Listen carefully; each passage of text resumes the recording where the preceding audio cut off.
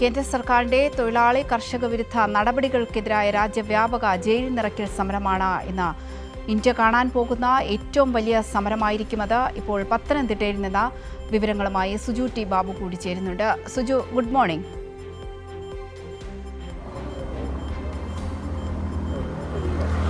Good morning Avanthika. Suju, ഇന്ന് India കാണാൻ പോകുന്ന ഏറ്റവും വലിയ സമരമായിരിക്കും. കാരണം നമ്മൾ ഈ 5 വർഷം മുൻപ് കണ്ടൊരു കർഷക സമരമുണ്ട്, അതിന് മുന്നിൽ കേന്ദ്ര സർക്കാരിന് മുട്ടുമടക്കേണ്ടി വന്നിട്ടുണ്ട്.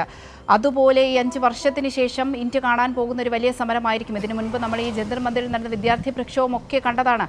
അതിനു മുന്നിലും കേന്ദ്ര സർക്കാരിന് മുട്ടുമടക്കേണ്ടി വന്നൊരു സാഹചര്യം ഉണ്ടായിട്ടുണ്ട്. ഇപ്പോൾ ഈ കർഷകരും തൊഴിലാളികളും ഒക്കെ ഒന്നിച്ച് സംയുക്തമായി കേന്ദ്ര സർക്കാരിൻ്റെ ഈ നടപടികൾക്കെതിരെ, രാജ്യദ്രോഹ നടപടികൾക്കെതിരെ മുന്നിട്ടിറങ്ങുന്ന ഒരു സാഹചര്യമാണ് നിലവിൽ.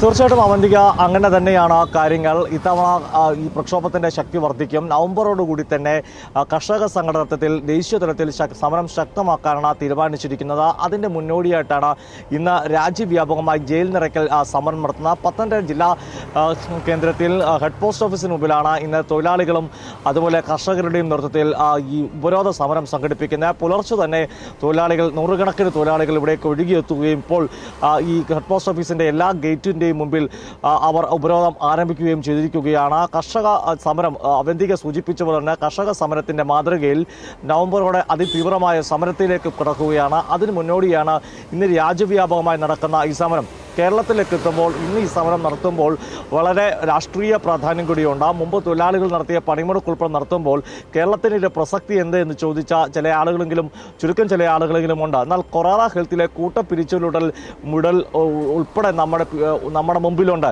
അതുകൊണ്ട് തന്നെ ഈ കാര്യത്തിൽ ഈ സമരത്തിൽ പങ്കെടുക്കുന്ന തൊഴിലാളികളെ മാത്രമല്ല, ഇത് കേട്ടുകൊണ്ടിരിക്കുന്ന ആളുകൾ, തൊഴിലെടുക്കുന്ന എല്ലാ ജനതയും ബാധിക്കുന്ന വിഷയമെന്നാണ് ഇപ്പോൾ ആളുകൾ ബോധ്യപ്പെട്ടു തുടങ്ങിയ ഒരു കാലം കൂടിയാണ്. അതായത് പ്രൊഫഷണലുകൾക്ക് ഉൾപ്പെടെ ഒരു സുപ്രഭാതത്തിൽ തൊഴിൽ നഷ്ടമാകുന്നു. ഇതിനെല്ലാം കാരണമായി ചൂണ്ടിക്കാട്ടുന്നത് രാജ്യത്തെ തൊഴിലാളി വിരുദ്ധ കേന്ദ്ര സർക്കാരിൻ്റെ നയങ്ങൾ. ഒന്ന്, തൊഴിൽ കോഡ് ബില്ല്, മറ്റ് നിയമങ്ങൾ, തൊഴിലുറപ്പ് പദ്ധതി ഇല്ലാതാക്കുന്ന രീതി തുടങ്ങി നിരവധി തൊഴിലാളി വിരുദ്ധ നയങ്ങളാണ് കേന്ദ്ര സർക്കാർ പിന്തുടരുന്നത്. പ്രത്യേകിച്ച് രാജ്യവ്യാപകമായി ഒരു മിനിമം വേതനം തൊഴിലാളികൾക്കില്ല എന്നതും ശ്രദ്ധേയമാണ്. ഈ കാര്യങ്ങളിലൊക്കെ തന്നെയാണ് ഉന്നയിച്ചുകൊണ്ട് സമരം നടത്തുന്നത്. നമുക്കറിയാം, പത്തനംതിട്ടയിൽ പോലും അതിശക്തമായ സമരമാണ് സ്കീം തൊഴിലാളികൾ നടത്തുന്നത്. അംഗനവാടി ജീവനക്കാർ, അതുപോലെ ആശാ പ്രവർത്തകർ ഉൾപ്പെടെയുള്ളവർ നടത്തുന്ന വലിയ സമരങ്ങളുണ്ട്. കാരണം അവരെ ഇതുവരെയും കേന്ദ്ര സർക്കാർ തൊഴിലാളിയായിട്ട് പോലും അംഗീകരിക്കാൻ കൂട്ടാക്കിയിട്ടില്ലെന്നുള്ള വസ്തുത. അവർക്ക് നൽകുന്നത് ഇൻസെൻറ്റീവ് മാത്രമാണ്. ഈ വിഷയങ്ങൾ ഉൾപ്പെടെ കേരളത്തിലെ ആയിരക്കണക്കിന് ലക്ഷക്കണക്കിന് തൊഴിലാളികളെ ബാധിക്കുന്ന വിഷയം കൂടിയാണ്. അതുകൊണ്ട് തന്നെ തൊഴിലാളികളുടെയും കർഷകരുടെ നേതൃത്വത്തിൽ ശക്തമായ പ്രക്ഷോഭത്തിന് കേരളത്തിലും അതുപോലെ പത്തനംതിട്ടയിലും ശക്തമായ പ്രതിരോധമായിരിക്കാൻ തീർക്കുക. ഉപരോധ സമരം ഉദ്ഘാടനം ചെയ്ത ട്രേഡ് യൂണിയൻ നേതാവ് കൂടിയായിരിക്കുന്ന മുൻ ഡെപ്യൂട്ടി സ്പീക്കറിനായിരുന്ന ചിറ്റയം ഗോകുമാറാണ് പത്തനംതിട്ട ഉദ്ഘാടനം ചെയ്യുന്നത്.